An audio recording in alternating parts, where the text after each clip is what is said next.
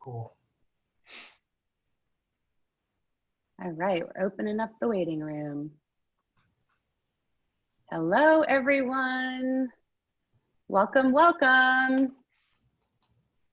It is 12 o'clock. I went ahead and opened up our waiting room, and I like to personally get started about 3 minutes after the hour because I know it takes everyone a little time to get here.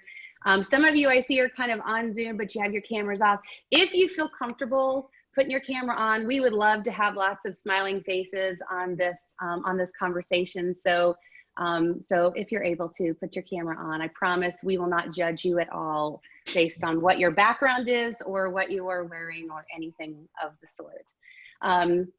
So we're going to get started in about 2 minutes. In the meantime, find your chat window. We're going to do a lot in the chat window today. And take just a minute and introduce yourself. Where are you calling in from? If you want to mention your company, you're welcome to do that, or what you might be working on. And so we'll, as we have other folks who are coming in on here in just a couple of minutes, we will at least get a sense for who is in the room. So welcome. We have a few other folks that have just joined us. I have to remember now that I've turned the waiting room on, I have to keep admitting people. So it's I never turn the waiting room on. Now Zoom makes us kind of do it, but welcome everyone. We're going to get started at 3 minutes after the hour. So once you arrive, go ahead and pop into the chat window. Just tell us where you're calling in from. And if you want to mention your company name or the type of industry that you're in, you are welcome to do that as well. I see some familiar faces on here, a lot of new names for me. This is great.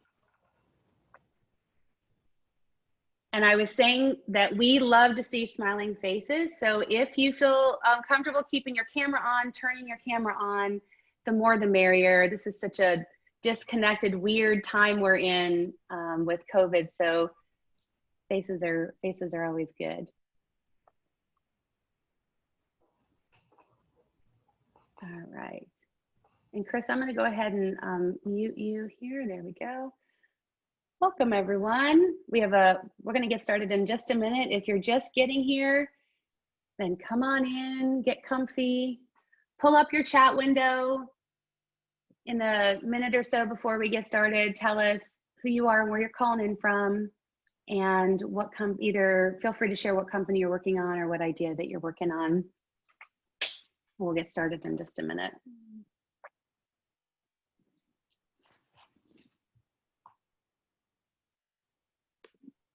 All right, I have 12:03 here. Awesome. I'm seeing some introductions come through the chat window. As you guys arrive, feel free to pop your information in the chat window. Natalie from Charlotte. Hey, and also if you're we've done mostly outreach and spreading the word in this kind of our local RTP area, but we know there's a lot of folks that might be coming from out of the area, out of the state. So especially if you're calling in from out of state, make sure you know that. So we've got Wake Forest, Baltimore, Maria Julienne, great Counter Tools based in Chapel Hill, but you're in Baltimore, great. Jennifer Curtis, hey Jennifer, from First Hand Foods, head up our sales and marketing department. Let's see, we have Natalie, is it Jorge or George? You'll have to correct me, make sure I get your name right, coming in from Charlotte. You're the CEO of Companion Health, awesome. All right, well, I have 12:03, keep the introductions kind of coming in. Scott Connery, is that right? Carborough Coffee Roasters, Cafe Dryad, and Open Eye Cafe. Awesome. My mom just moved into a condo in downtown Chapel Hill, and so I feel like she's enjoying the urban life a little bit more. So maybe she'll be able to check out your coffee. So we have James from Galaxy Diagnostics. Awesome. Well, welcome everyone. It is 12:04, so I'm going to go ahead and kind of kick things off. I want to be really mindful of your time.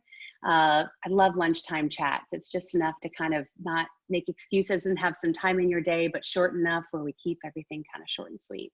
So welcome. You are here for our lunchtime conversation called How Does Your Sales Hat Fit? And my name is Jill Willett. I'm the Assistant Director for Programs at the Entrepreneurship Center. If you've ever heard of a program called the Adams Apprenticeship, I run that. And I'm also helping to launch our new Scale School program, which I'll tell you a little bit more about later in the conversation. Someone who's not on the call today is my kind of partner in crime, Scott Brown. He's the professor of practice for the Entrepreneurship Center, and he and I are tag teaming on a lot of things that have to do with getting Scale School off the ground. We're really excited. It's a new pilot initiative for us. And so chances are, if you have any follow-up questions about this or Scale School, you'll probably be talking to me or Scott. So let's jump right in here. Let me let some other folks in from the waiting room. Actually, and I think, let me just take a moment and disable the waiting room. Great.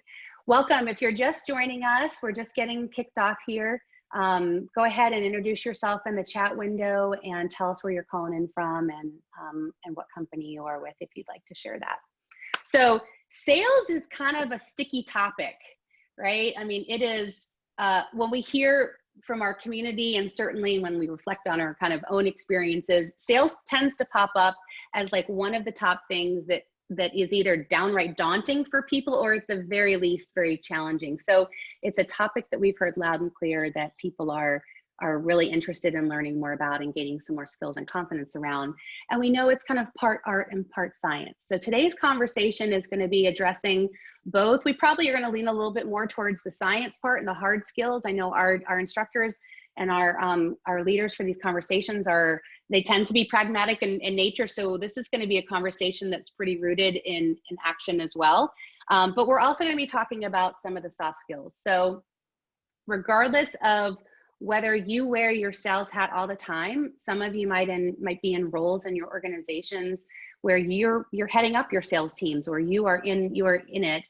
And many of you, sales might be one of many hats that you might be wearing, right? So regardless of where you are or how much of your time is spent on sales, you're going to find a lot of value in our conversation today.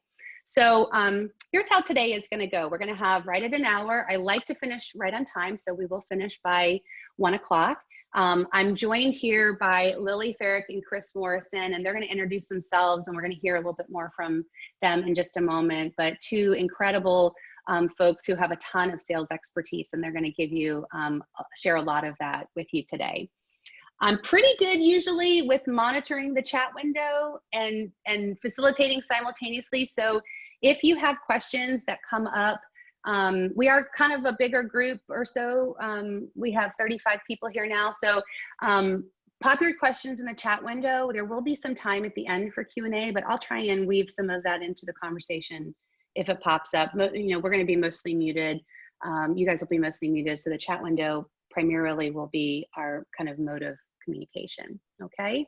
And I said it at the beginning of the hour too, if you feel, I know it's so tough because you're on so many Zoom calls and we're kind of multitasking, I would challenge all of you guys just for the next maybe 50 minutes, if you're able to close down your other windows and focus and commit to your time on this call, that would be great. And even better, if you want to turn on your cameras, we like to see all your faces. So I think with that, we're going to dive in.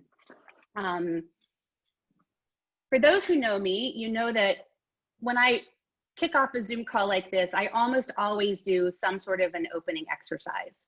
So I want you to get your fingers kind of ready in the chat window again too. So here is my kind of opening question for you guys. What would have to be in place for you to rock at sales? What are some of the things, and go ahead, take just a minute and put it into the chat window, and then I'll kind of read some out.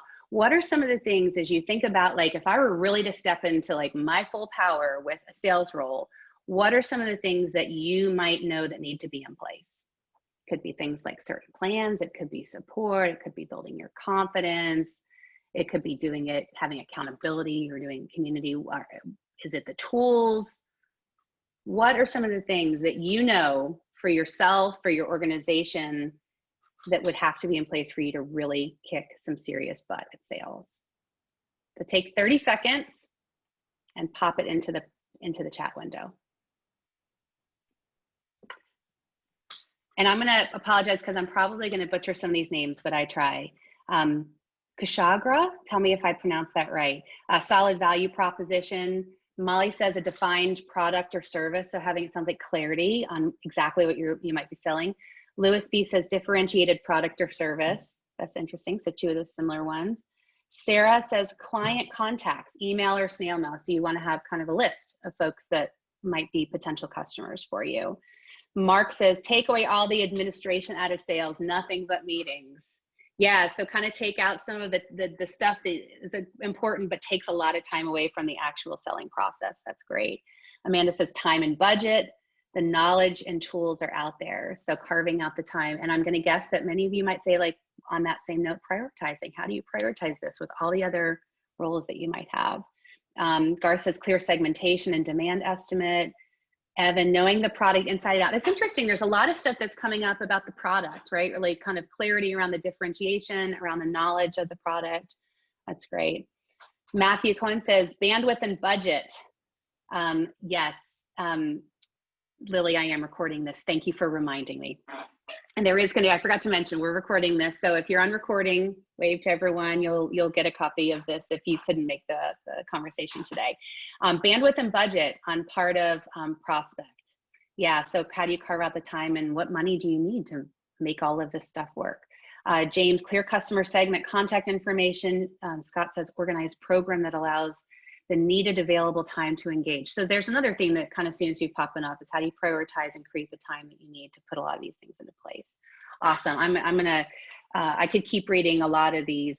Jennifer says process for identifying leads. Good. We're going to be talking a lot, we're going to be talking some about that too today. So wonderful. Well, based on everything that you put here, I can tell you already that you're in the right place because these are a lot of the topics that we're going to kind of dive into with Chris and with Lily today.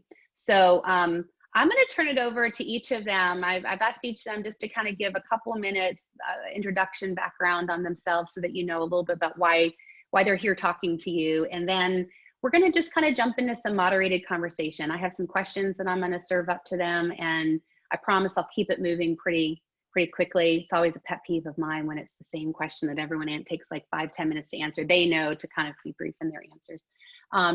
Let's see, Lily, why don't I kick it to you first? Why don't you tell everyone a little bit about your background? Sure. Hi, everybody. Thanks for having me here, Jill. My name is Lilly Ferrick, and my company, what we primarily do is inside sales. And in a nutshell, we'll be talking about sales funnel in the class, but you've got, for those of you who are already closing deals, you've got, you know, your money that's about to close and come through in your transaction at the bottom of your funnel. You've got the middle of the funnel and things that happen there. And then you've got the top of the funnel where you've got warm leads going in the top of the funnel. So our company, primarily what we do is we work the top of the funnel for sales, for clients. And you can call it inside sales. But that's primarily what we do. I had a career in sales. Believe it or not, my career was not in inside sales. My career, when I was in sales, I worked at the bottom of the funnel as the head of sales or head of BD closing. But when I went off on my own, I realized that companies that were small, didn't even have to be young, but were smaller, really lacked systems and processes and know-how as to how to keep money in the top of the funnel, whether it be through sales and marketing or a combined effort, which is ideal. But that essentially is what we do. Thanks, Lily. Chris? Oh, you're on mute, Chris. I feel like that's our theme for 2020. How many times have we all said, you're on mute? There you are. Hey, Jill, thanks. Yeah, my mouth is moving, but nothing's coming out, right? So again, great to be here as well. So I'm kind of in the front end of what Lily does. So my background is that early on in my career, I got into startups by happenstance and just fell in love with that stage. And I've spent the last 30 years helping companies launch new products, everything from doing the customer discovery work before you may even have a product or might just be concept level, and then driving through that early stage from when you have to get your very first customer and then driving it through to getting it to scale, and how do you navigate that launch to scale phase is what I focus in on. And for the last 20 years, I've had my own consulting business doing that over and over again with customers. And over the last 3 or 4 years, I've gotten more into the education and training side of things, as I've noticed over my career that this early stage is so different than once you have a product that's already established in the marketplace, and how you navigate early as a startup with an innovative product is very different than if you're the VP of sales for Medtronic, managing an existing product line. So that's what I do, and I'm absolutely thrilled to be here today, Jill, and thank you. And looking forward to having a back and forth with Lilly. Excellent. Well, Chris, why don't we start with you? I'm going to come to Lilly afterwards for this question too, but just like talk more broadly, like why is sales hard for people? I feel like there's sometimes like a natural ick that comes up or people kind of cringe. I know my background is sales and marketing. I love the marketing. I've always worked really hard, a lot harder to develop the sales skills. So why is sales just hard? So I think, with my customer base and with my startup companies, I think there's kind of two different clients I end up working with. One is the technical founder who just really sales is not their realm. So for getting launched into that, there's some fear base of getting out of the office and talking to the customers and then getting comfortable in those type of conversations. So that's one piece of it. And then on the complete other end of the scale, for me, it's get an experienced salesperson walking into a startup situation. They apply what they know, which doesn't necessarily work at what selling for a big company with established product lines doesn't necessarily work when you're launching a new product into the market where you don't have a repeatable process to execute against or a proven customer base and a proven sales model to work against. So I think for me, there's two. And then I think, Lilly can probably talk to this more than I can. There is some challenges with selling in general, not necessarily in the startup situation. And Lilly, I think your sidekick, Lauren McCullough, is on here too. I won't put Lauren on the spot, but I know Lauren and Lilly kind of tag team on all this stuff too. But, you're talking to, I know you just recently taught a course at Riot. I mean, you're talking to a lot of different people who are struggling, or at least maybe not struggling, but want to really hone and improve their sales. Why is sales hard? Why are they telling you that it's hard? Well, first of all, it is hard. There's no master's degree or PhD for it. And there is, I don't mean to scare people off, but there is a science behind it. But I think one of the reasons it's hard is oftentimes if you've not been in sales or you're not familiar with sales process or you just haven't had sales experience, there's the misconception that you think I have to have this, great, bubbly or super driven personality to be able to close deals. And that's actually not true. Honestly, like engineers make technical people make great salespeople because you tend to be much better listeners than, yours truly extroverts. And so that's one piece. But oftentimes people don't know, it's this big mystery. Like, I don't know where to start. I don't know where to focus. And it is a sea of unknown. So if you have, built a business and you know that maybe your market segment in North Carolina is 2,000, but people don't know how to segment that, prioritize it.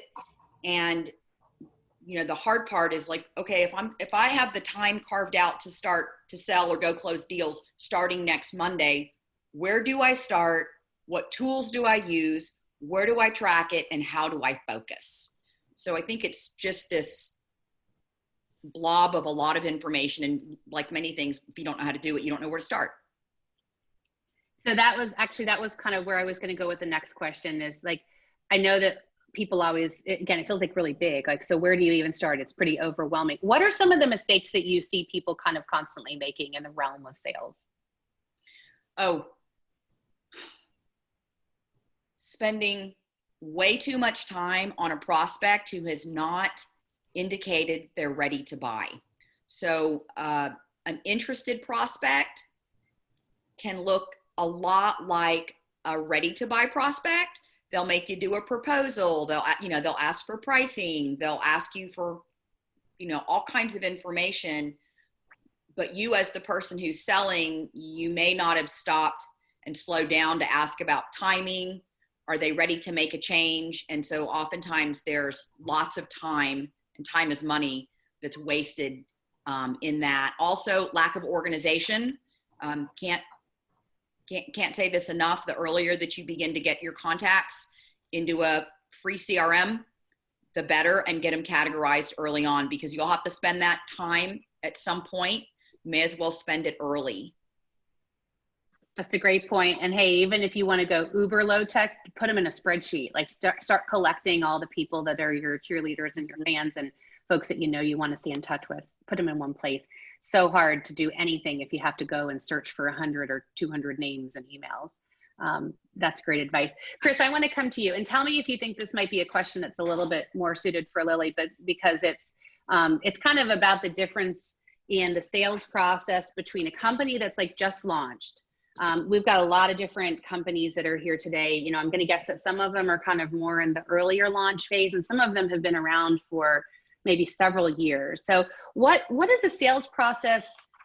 How different does the sales process look like for a company that's kind of just starting versus a company that's really gearing up to go through kind of a growth phase?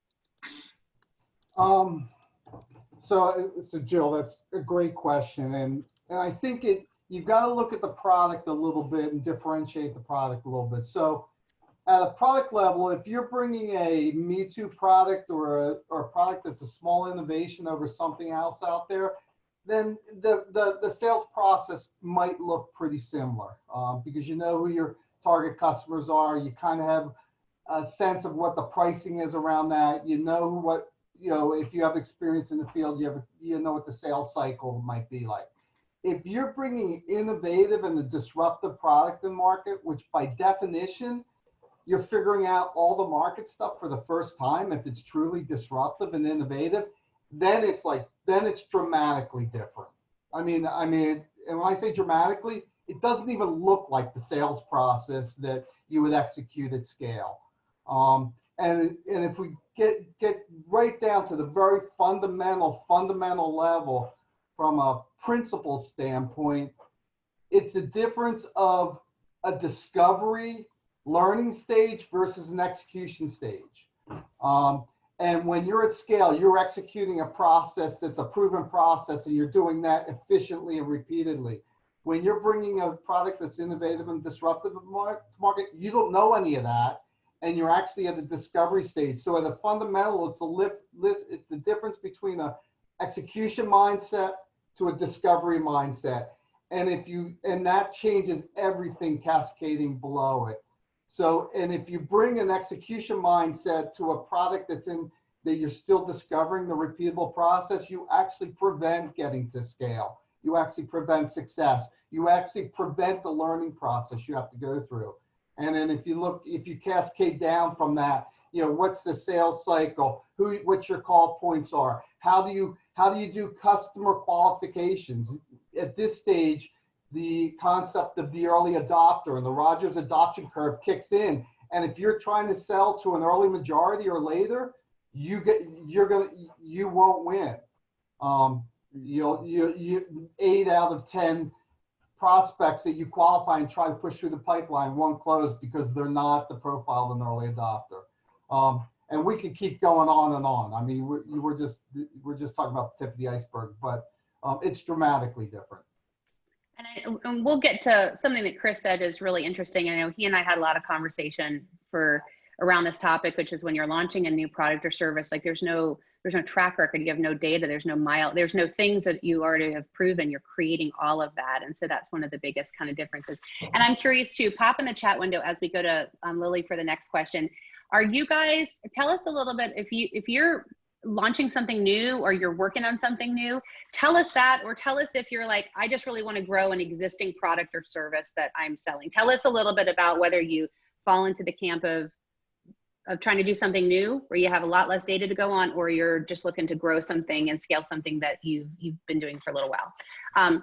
Lilly, let's go to you. Same kind of question. You see a lot of different, participants and clients in different phases, I'm sure, of their business. What is the difference in the sales process between someone who's in the early stages, like just launching, versus down the road when they're getting ready to grow and scale? Yeah, I think early stage is down and dirty. Like, just how do you get in there, get closed deals? Exactly what Chris was saying. you can't scale a sales process if you don't have proof. Like, we can close the gap on your operational efficiencies by X amount of percent. So you have to go out and find, this really is Chris's area of expertise, is go find those early adopters. But you still need to, in the discovery process, capture what worked. You've got to capture their profile. So I think I'm not saying anything different than Chris has already said in regards to, you've got to capture their profile. You've got to capture their why. You've got to capture the outcomes that your product or service is achieving for them, so that when you go to now hire your inside salesperson or go multiply your inside sales team, or your sales team for that matter, you've got some legs to stand on in regards to metrics. People, when people make decisions, especially if it's a large transaction or a big operational change, people want numbers and data on which, to make the decision. So you've got to provide that for them. And that's some of what you're starting to gather early on. So Jill, And we're going to, yeah, go ahead, Chris. On what Lilly said. So one of the things that every professional sales organization and every professional salesperson has been trained, and what they're experienced to do, is execute a repeatable process. Yeah. That's what every professional salesperson is designed to do. This early stage, until you have that repeatable process, you cannot execute efficiently at scale. And if you don't bring that mindset, if you don't go through that learning phase as quickly, as efficiently as possible, you can't execute efficiently. And until you get that repeatable process, you just, and that is the early focus. So you asked about the challenges, and one of the biggest mistakes I see people do is bringing in an experienced salesperson into a startup situation where they're in the mindset of executing. And what happens, two things happen typically when that happens. One is you increase your burn, because they act like they're at scale. So they're bringing on salespeople, they train them, they put them in the field, and they start executing. So one is they increase the burn, but the other thing is they're not operating efficiently because they don't have a repeatable process in place. So you're driving up the burn, at the same time you've got an inefficient process in place. So early on, what you have to think of is you got to just burn enough to go through the learning process efficiently. And when you get to efficiently, and when you have a process that you can execute efficiently, that you put into a system like Lilly's executing, then you drive up your burn and you start spending money on your sales and marketing, because now you have a process to execute against. Thanks for jumping in with that, Chris. I know I want to talk about metrics, but before I do that, I want to talk first about sales funnel, because Jennifer Curtis just mentioned, and it was great to see what folks wrote. It looks like about half of the people, at least that popped in the chat window, are working on something new, and half are looking to kind of grow an existing kind of product or service. It's a really nice mix here. So, and Jennifer was asking, from a growth standpoint, like, what are some of those tools and resources that they, if you're like, hey, I've been doing this for several years, like, I just really want to grow this. So let's kind of transition into that. So Lilly, tell me a little bit about, like, and for some of you who have done sales for a long time, you might be already pretty familiar with the concept of a sales funnel, but I always feel like there's more, and like nuggets that you can kind of pick up. So tell us a little bit about, like, what is a sales funnel? Why is it important for the people on this call to have thought through it? Why don't we start there? Yeah, your sales funnel is like your piggy bank. I mean, I just had that idea. It literally is. It's like a piggy bank. But so I'll just give you an example of, like, let's say we use HubSpot, and we're big fans of HubSpot. But the sales funnel is, as you learn, what is your average, for instance, what is your average first transaction with a client, or your annual value, depending on what you're selling? Is it $50,000? Is it $5,000? It is $11,000, per month, whatever that is. Then at the bottom of the funnel, and we might talk about this in the class, at the bottom of the funnel, you can say, okay, if this prospect has already answered this, and this question, then I have a 90% chance of closing them. Or maybe there's $100,000 in proposals, okay, here we go. There's you have $100,000 in proposals, and you can look back at the last 6 months and say, when we go to the proposal stage, we close 50% of those deals. Okay, so now you could take the bottom of that funnel and you can say, I've got $50,000 in my funnel. You can go up to the middle of the funnel and say, you know, these have a 25% chance of closing, and there's another 100K in there, that's another 25,000. But there are different ways that you can calculate them based on stage, but you've got to be able to calculate what is in that funnel. And we can talk about some really simple best practices. It doesn't have to be complicated, right? So if you know stage 1 at the top of that sales funnel is a discovery call, and you don't have to have, say, the scientist on the discovery call. You could have a junior or mid-level person asking a handful of questions. Then you could say, you know, if we have 5 discovery calls, we know we're going to, you know, 1 in 5 will go to proposal. So you can pick a handful of metrics, which I know we're going to talk about. I'm a big fan of simple, simple, simple, and more simple. But that's the important, is that you've got to be able to calculate how long does it take you to close, how much money is in there, because like even with my business, we have a set number that we look to have in there. And if that number falls below a certain dollar figure, that, and it's a pretty simple process for us. That number falls below a certain number, I know that we have got to get busy and go look for more clients. And if we don't do that, then we know that we're going to have, you know, we know what our next quarter is going to look like. And so it's about being able to predict and make decisions on those numbers. So it's kind of a combination. It sounds like it's steps and like kind of different like steps in your process, but it also sounds like it's a deeper knowledge of those steps and some assumptions to know that like with this step, here's my kind of close rate, or here's the percentage of people that move to the next, because it sounds like that really helps you with forecasting your kind of revenue, maybe your expected revenue. It also tells you, just as you said, like, when do I need to put boots on the ground and put more energy around this because I don't have enough in here. Yeah, and in a really simple way, like everybody could go back now and say, if you have proposals out or whatever that final stage is before the buy, go back and see how much money you have even in that stage alone, and then go back the last 3 to 6 months and calculate how many of those you've closed. And by this afternoon, you'll probably know what your next quarter will look like. People kind of complicate. I feel like metrics or data people get a little scared of that, but it can be really as simple. I know that Jen Curtis, I'm going to pick on you because you put this awesome question in the chat window. And Jen, by the way, is from Firsthand Foods. My background is in local food too. Has a great kind of awesome company that aggregates a lot of pasture-raised meat farmers in the area and has an awesome line of meat stuff. So Jen, you asked that question about tools and resources. Feel free to pop in the chat window too. What are some of this? Lily just mentioned the sales funnel. What are some of the things that you're already doing? And maybe we can weigh in on some of those too if we have some time. Tell us if you have already kind of a funnel.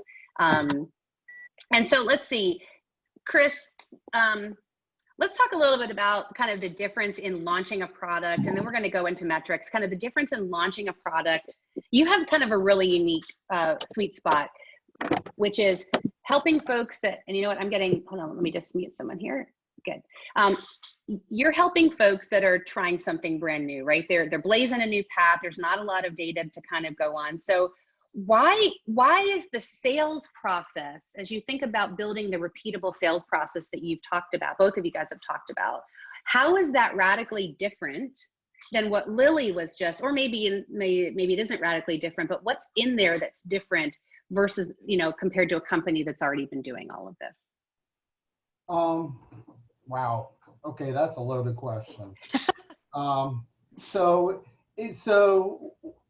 let's step back. So in order to get the scale and to drive valuation of your company based on your growing the revenue, you have to get to this repeatability of it. So the one thing here's the one, so if we look at the product life cycle, if we look at the product life cycle, it looks like an S curve, right? And when we're at the growth stage, which driving the valuation of a company is revenue. And you can think of like Amazon's a great example. For years, they were driving revenue.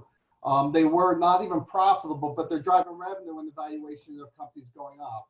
as a product gets more mature, what drives valuation is the efficiency of the process as you're getting to the flattening of the growth of the sale of that product, and sales growth is slowing down. What drives efficiency, or what drives valuation, is efficiency. Well, one of the challenges we have in startups is a lot of times we use revenue as the metric of success, but that's not what's going to drive the valuation of a startup. What really drives the valuation of a startup is getting to that scale, or the upward sloping of the curve, as quickly, as efficiently as possible. So if you think about it, that means a significant shift in our thinking, and the thinking from, okay, revenue as the metric of success, we shift from revenue as a metric of success as time becomes a metric of success, and the time is the time to scale. And if we make that mind shift, it completely changes how we think about the process we're going through. Instead of counting revenue as the metric of success, it then becomes an indicator of, are we going in the right direction or not. But if we stay focused on time, that means that we're trying to fill in all the pieces to get to Lilly's pipeline, right?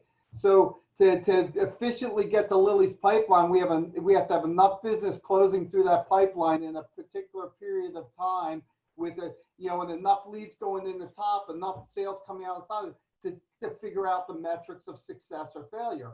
Without that, we can't get the scale. So we're trying to fill all those pieces. So who's the customer? What's the profile of that customer? What's the problem we're solving for that customer? What's the messaging that gets through to that customer? What's the sales cycle for that customer? What's the right pricing for that piece of the marketplace? How do we turn that into an efficient process to move things through? And that's where so again, we're driving to the same things, but we're trying to figure out those things. So what shifts is this concept from revenue as the goal, as time as the goal, and what we're trying to figure out in that time is how do we get the scale as efficiently as possible. Now I'll flip that completely over. If we stay focused on revenue, what happens 9 times out of 10 is we extend the time to get the scale, because we're not focusing in on the learning that has to take place. We're focusing on executing, and to get it right, we have to be lucky that our assumptions going into the market were correct, that what we're executing around are correct. And if they're not, then that focus on revenue extends the time to scale, which means slows down our success, which means we're burning more money and we're getting less sales by doing that. Yeah, can I want to add to that, Chris? This is a quote from somebody, a well-known author and owner of an operations program, and she says, "You can't scale chaos." I mean, you can scale chaos, but it will cost you. That's a great quote. That's a great quote. And I know we're getting some great questions in the chat window. I want to ask about a couple of things, and then we're going to have a Q&A period that I'll serve some of these up to, and you guys will be able, if you want, to ask even a little bit more deeper about it. And I forgot to mention too, both Lilly and Chris have mentioned the courses that they're teaching. If you missed the kind of the opening part, I was talking about Scale School, and each of these awesome folks are teaching a Scale School course on these topics that are coming later this month. So I'm going to tell you about that in a second, but I just realized that some of you may not have connected the dots between what they were saying when they said the course. So let's shift gears and talk about metrics, because this is always a topic that comes up a lot. How do you know what to measure? What's the right, where do you even kind of start? What actually, does that change as you grow? So let's, Lilly, let's kind of start with you. Why do you think measurement indicators are really important, or how would you kind of guide the participants on this call to think differently about it? So again, people can overcomplicate them, early stage. Just keep them really simple. I'm a big fan of the number 5, just keep 5 of your conversion points. And I think if you're not doing them now, don't overthink them. Get together with your team or your co-founder, you and maybe one other person, for input, and decide on 5. So when I talk about metrics, I talk about metrics in regards to sales. They could be your conversion points. You know, how many emails go out weekly? How many have at least 3 click-throughs? How many have we determined can go into the CRM? How many emails or phone calls does it take to get either an email response or a demo or, you know, a discovery call? And how many of those do we close? Those are just 5 examples. I mean, I would even set a timer, give yourself a 10-minute timer and come up with your first 5, because if you get bogged down with trying to have it perfect, you may never get to it. Just pick 5 and start there, and then reevaluate at the end of 30 days. But it's like anything, you have to have the habit in place that you're measuring something. And at the end of 30 days, you and your team can come back and say, you know what, okay, that particular one doesn't really matter. Let's switch another number to measure. But that is, and you can't fix what you're not counting in sales. Thank you so much, Lily, for giving those 5 examples, because I think that really helps make it clear that when we're talking about metrics, it's just stuff to measure. It's like stuff to look at, but that stuff is going to probably be different for each of your companies, but maybe it just doesn't need to be so complicated. So I love that too. Chris, do you want to add anything about metrics? I know both of you guys feel really passionate about kind of building metrics in an evaluation process so that you know better earlier on when you're kind of going off the rails a little bit. But what do you want to add to that? So I'm going to make this real brief. With Lily, I agree with Lily. Simple, and early on, really simple. Because when you're going to market early on, your metrics going to be constantly changing because you're going through this learning process. So, I mean, real simple early on. I mean, this gets real simple. You just got to get your first freaking customer. And then you've got to get the 3 to 5 customers that have enough data to start figuring out what is common, what's not common, what messaging was working, what's the target customer. And as you go through those stages, what's going to be constantly going on very early on is your metrics of success are going to be changing very quickly as you're going through these early customer base. And what you're shooting for, it depends on the company and the product, but you're shooting to have enough customers to be able to fill out the pipeline metrics that Lily's talking about, that you can then run an efficient system around. But I think, simple. But for startups, you got to know, or early stage products, you got to know they're going to be changing dramatically very quickly. Yeah, Jill, I just had a conversation literally 90 minutes ago, and this particular company was able to say we have 160 successful emails that go out every week from their database of 5,000. Now, they don't have all the sequencing done, to have some variety in those emails, but they at least have that. And then that is yielding a number of discovery calls with their head of sales. They haven't counted how many discovery calls. So part of our conversation was go back and count how many have yielded from that effort. And then we can determine, is 160 getting you what you need, or does something need to be changed? Either the scripting can be changed to have a more concrete ask so we can drive that number up, or do we need to, potentially double the amount of outreach? But again, you can't fix it if you're not counting it somewhere. I want to highlight that point that Lily just ended with. If you're feeling overwhelmed, and a lot of people feel overwhelmed, like I don't really know where to go. If you start by counting some of these different things, that's gonna lead you to some answers on where to go. So thanks for weighing in on some of that. So one final question before we go to some Q&A in a moment that I want to ask each Chris and Lily. Because it's very close to our heart to keep everyone in action, right? We design our Scale School courses to keep everyone in action. Just in general, I always have a bend towards action. So what is maybe one thing that you would suggest to the participants on this call that they could do to make a tiny bit of progress on their sales efforts today? Let's leave everyone with kind of an action. Chris, why don't we start with you? What's one thing that they could do today? So So I made a note here a little while ago that Mark Ross asked the question of, is it better to repair an existing sales process that's not working, or is it better to rebuild it? And you had asked me this question earlier, Jill, and my thought was, the one thing I would do is go talk to 10 customers, because and in the context of what Mark was asking about, whether to rebuild or to repair, probably the answers to those questions are sitting with his existing customers today. Just slow down for a minute. And this is interesting, especially in the startup world. Sometimes you got to slow down to speed up, and slow down and listen to your customers and find out what, here's a real simple one.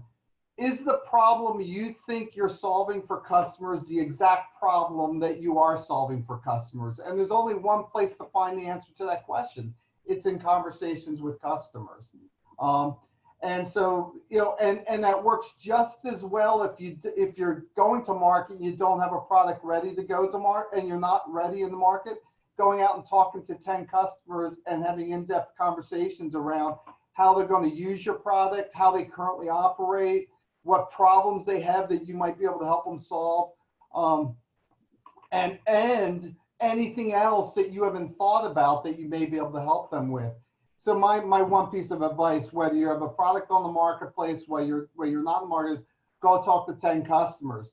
And from a sales standpoint, all the answers live in the market. They all live with the customers. And one of the things I say is, the market's going to win no matter what. You're not going to overcome the market. The market's going to win. Now the question is whether you're going to get in line with it and going to win with it together. So my long answer to a short question: go talk to 10 customers. You'll be amazed at what you learn, and you'll be amazed at what you learn. And I think you'll actually be shocked of what you're able to take away from that. Thanks, Chris. Lily, I'm having a brain cramp. Did you answer this question already? I didn't. Do we still have time? Yeah, briefly, but go ahead. Tell everyone what you would suggest. Yeah, I think the first thing I would do is I would go look at the opportunities that you have in front of you and give them a number. Tell me a little bit more about what you mean when you say give them a number. Give them assign money to them. So just go back and do an average of whatever your average sale could be from $20,000 to $200,000. That's not exact, but heck, even if you land at 100, do your very best to assign finances, a money number to each of those opportunities.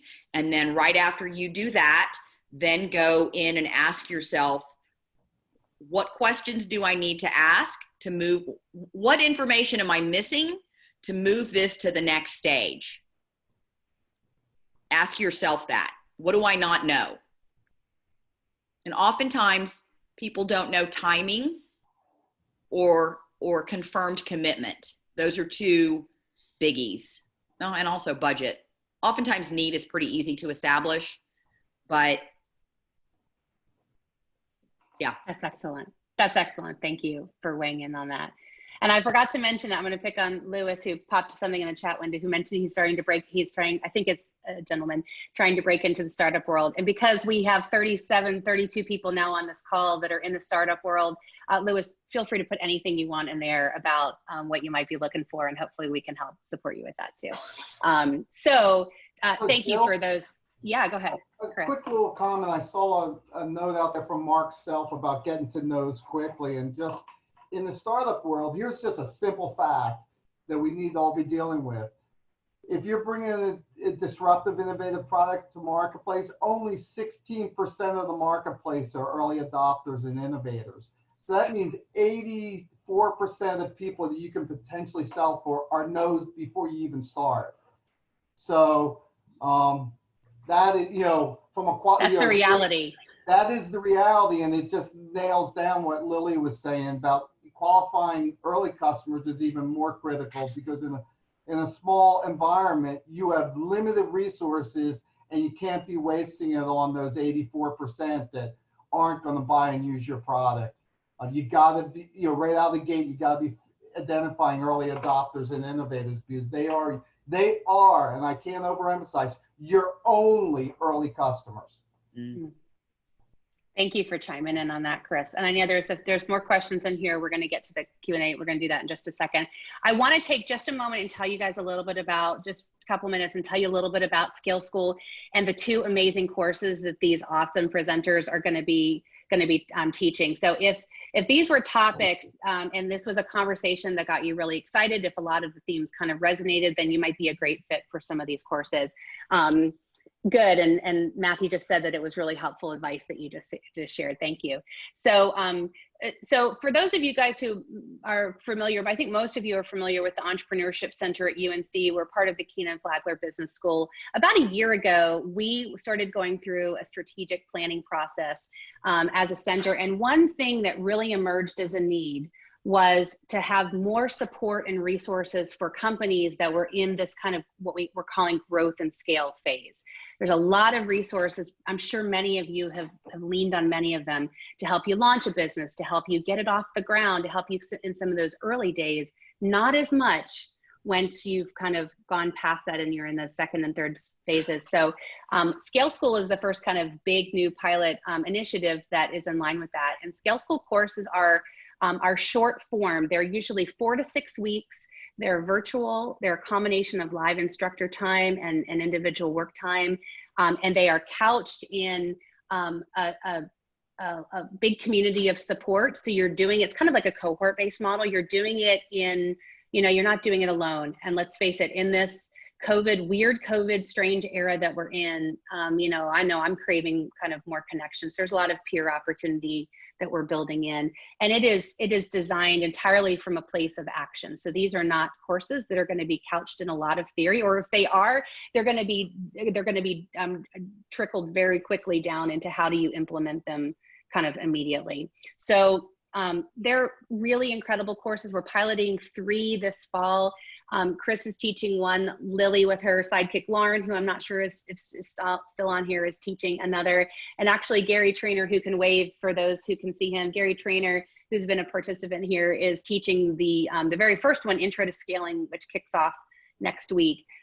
So for these topics on sales, Lilly and Lauren's course is really all about driving growth in startups. It's really sales and marketing kind of for that fast-paced startup. And she's talking a lot of stuff you've heard her talking about today, customer funnels, a lot of different interviews, measurement indicators, all of these like systems.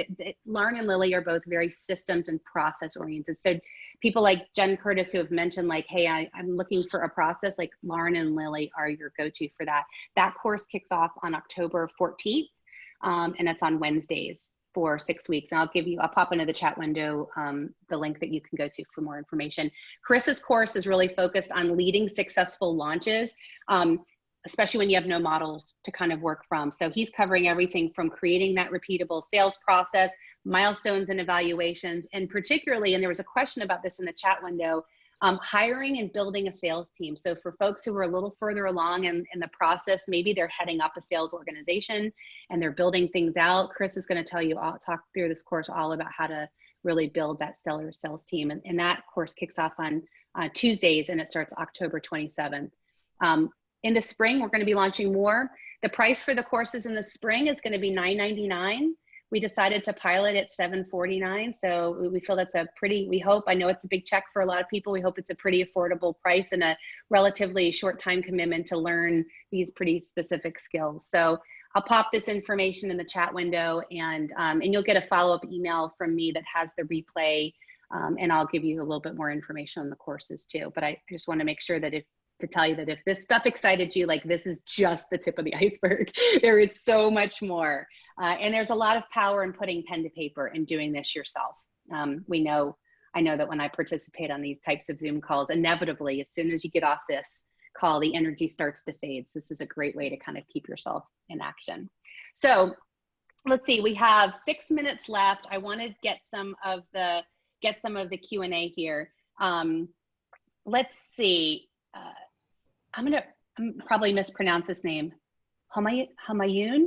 Tell me if I pronounce that right. How much should be invested on the, and I'll just ask, I want to try and get at least a couple of questions in. So maybe I'll just ask Lily and Chris to answer with brief answers.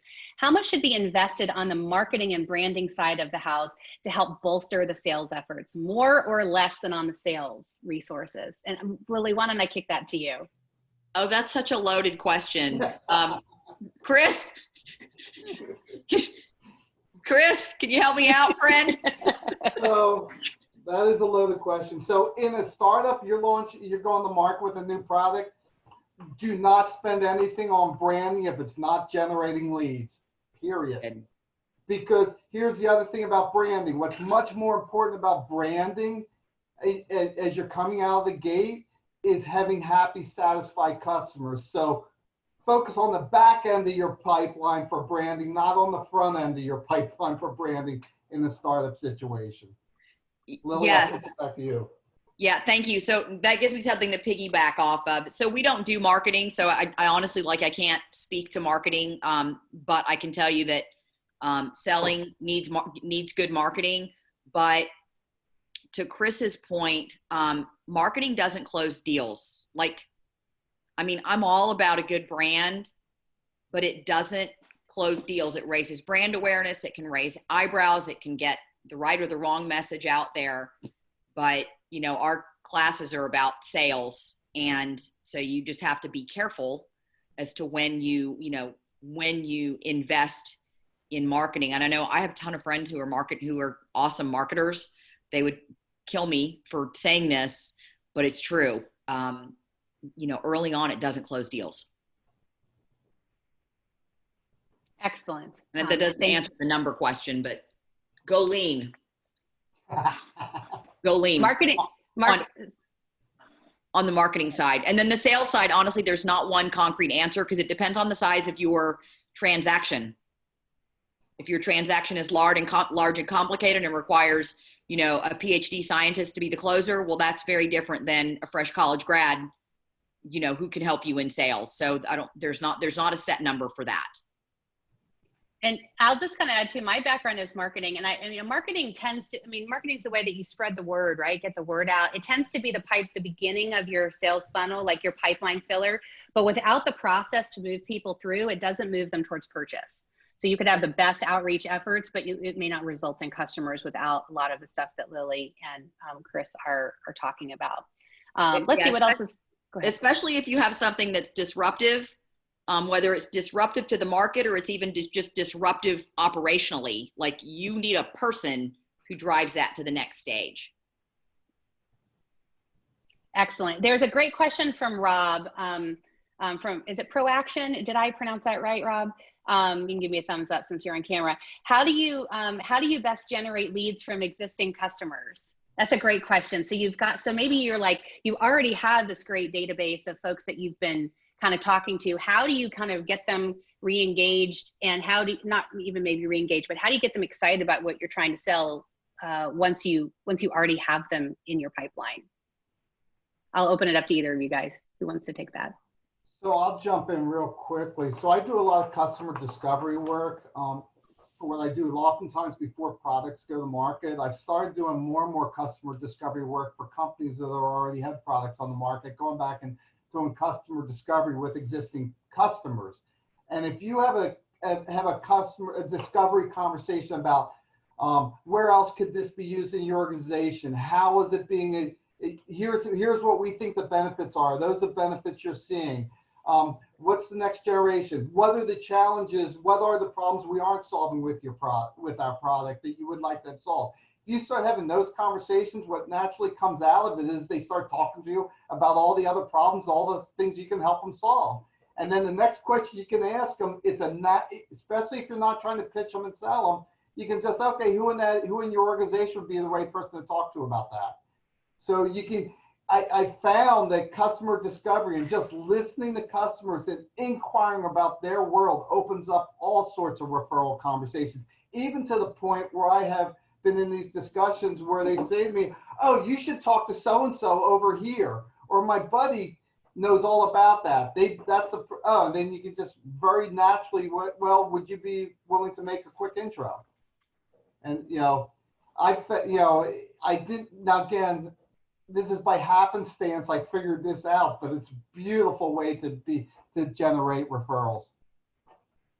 I love that. So talk to your customers. And it goes back, you were saying, well, one action was to call 10 customers. So Rob, there you go. That's your action from your assignment from the group today. You guys, it's 1 o'clock. I want to be respectful of everyone's time and end here. I am so happy that each of you guys were able to carve out a little time and spend time with us today. Chris and Lily in particular, thank you for sharing at least a little flavor of some of the expertise that I know in a lot of these courses you're going to do a much deeper dive on. I'm going to stick around for the next couple of minutes. If anyone wants to stay and ask any specific questions about UNC or the Entrepreneurship Center or either of these courses or anything, I will stick around. And just want to thank everyone for their time. Chris, Lily, anything you want to say in closing before we let everyone off? Just thanks. It's fun. Lily was great having the banter back and forth. Jill, thank you. And I'll stick on for a couple minutes as well. Yeah, I will too. Yeah, thank you all for being a great audience. And this is fun. This is a lot of fun. Good. Well, if we didn't answer your question, then Chris and Lily, you're going to stick around for another couple of minutes. You can ask, but I will officially close the call. Thanks again. And I hope we'll see some of you guys soon. Okay. Bye, everyone. Thanks for coming. Bye.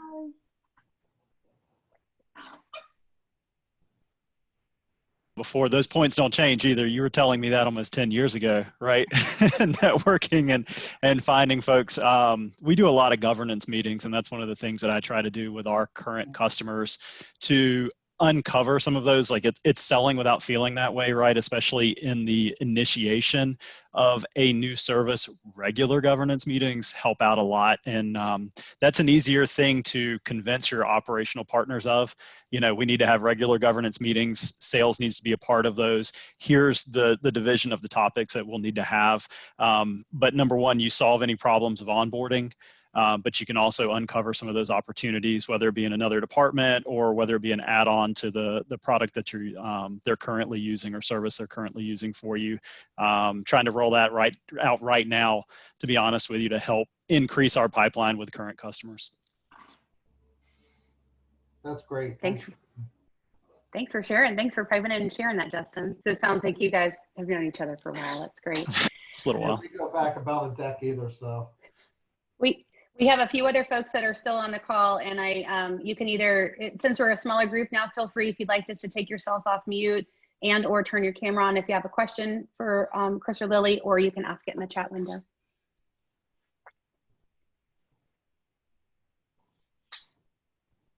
We'll give everyone a minute and see if anyone else, let's see. Also gonna butcher the name. Abhishek, tell me, I'm sorry if I mess it up. Any tips or tools for early stage startups to add sales folks onto the teams? Abhi, thank you. Any tips and tools for early stage startups to add sales folks? Chris, maybe you can take this one first. Abby, wow. So it's not your typical salesperson. Let me put it that way. So here's typically the best salespeople at doing the early stuff in a typical sales team. They're going to be known as troublemakers, cowboys, and rebels. Because here's fundamentally why. Most salespeople are left brain thinkers, and they're methodical, they're logical, they execute, and they're pragmatic. To get through this early stage, it's a right brain, left brain process, and it's a high level, ground level process. So it's being able to go to 20,000 feet down to 2 feet, and then it's also being able to be very creative, but also being pragmatic in execution at the same time. Very unusual salespeople. So to find those people are hard to come by. And you have to interview for them completely differently. So the type of questions I might ask is, what was the most challenging boss you ever worked for, and why was he a challenge? And how did you manage that? And what a typical answer might be is I had a boss that kept over managing me. I saw new things in my territory that I tried to do, but he wanted me to follow the company line. Well, in a mature sales force for a mature product, you don't want those people because they're going to be your cowboys. They're going to be your troublemakers. But in a startup, those are exactly the people you want, because you've got to be in the discovery stage. You want that creative stuff going on as well as the execution stuff. Finding those people is, here's another difference. It's very different. Most salespeople are individuals going out and executing on their own. They're lone wolves. And this is a fine line, but finding people that are team players, because what you want in the early stages is people coming back and say, okay, what did you learn today? What worked? What didn't work? What did you try new? So we can go through the learning process quickly. So finding a team player that's also creative, that's a nuance too. So, and my experience when I've been in sales forces, it's less these type of early, and there's a great article. And Abby, if you send me your email address, I'll send you the best article I've ever seen on this. It's called The Sales Learning Curve. And they refer to these type of these sales reps as Renaissance reps. And it's because they have this type of ability. You also have to be able to deal with a lot of ambiguity and uncertainty, which is not what you want at a product at scale. It's just the opposite. So, long answer to a short question. We're going to go into a lot of that in the class. I'm going to have a whole session talking about how to select, lead, and manage a startup sales team. Yeah. If I could add to that, I would also, and I think this is what Chris said, they've got to be able to collaborate, work with the team, what's working, what's not working, is a willingness to be accountable. So you don't know what the metrics are that you're looking for because you have a startup, but I have seen that if you hire a salesperson who's got a lot of maturity and they've done it, whether it's been a large company or a small company, and then you bring them on and there's no accountability effort pattern inside, and then 6 months later, you don't know what the problem is, but maybe you're burning money. It's really hard to go back to a mature professional and say, by the way, can we start, adding metrics to whatever you cowboy, whatever you're doing out there as a salesperson cowboy. I just find there's a lot of resistance to that. I mean, we've done a lot of contract work with companies who had a mature salesperson, and then we're called in because something's not working. When they're making rain, there's not a problem. I don't need to know what you do all week. And a lot of times it's not about micromanaging a mature salesperson, but we're like, something's not working. What are we as a team not doing? What do we need to do to make things work better? It's really hard to come in 6 months later and ask them to be accountable in ways that was not expected of them early on. It tends to be a sandpaper moment versus laying that expectation early on, even if it's like, I don't know what your background is if you're a tech person, Abby, but if they're a seasoned salesperson, have them help you develop those numbers that they're going to be accountable for, because they probably know more than you do about some of those efforts, but they've got to be willing to be we're accountable together as a team. Thank you both. Abby, did that answer, I hope I pronounced your name correctly. Did that answer your question? I know your video is frozen, but I think you can still hear us. Hopefully so. And if not, he's got the recording so he can listen to a lot of your answers.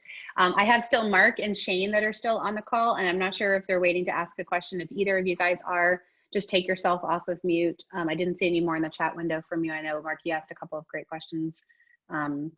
So you guys can just take yourself off mute and or turn your camera on and ask. Otherwise, we can close this out.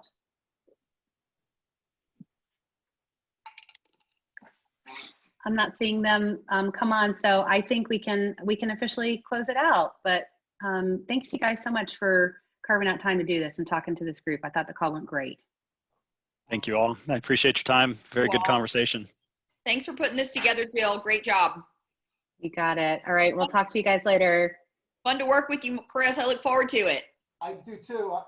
I don't know if I mentioned this to Lily, but I'm probably going to sit in on your class as long as you guys I think don't I want to mind. sit in on yours. When does yours start?